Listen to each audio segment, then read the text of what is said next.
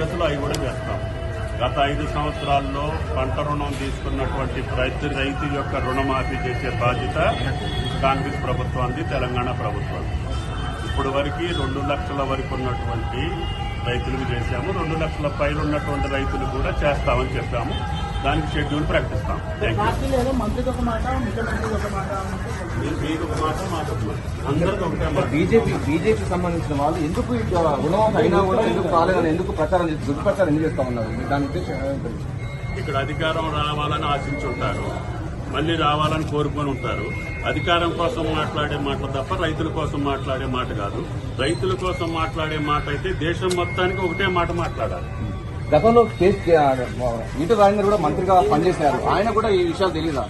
ఆయన ఆర్థిక మంత్రిగా రుణమాఫీ ఏ రకంగా చేశారో అదే పద్ధతిలో కంటే మెరుగైన పద్ధతిలో ఈ ప్రభుత్వం చేస్తుంది. ఆయన గారికి అన్నీ తెలుసు.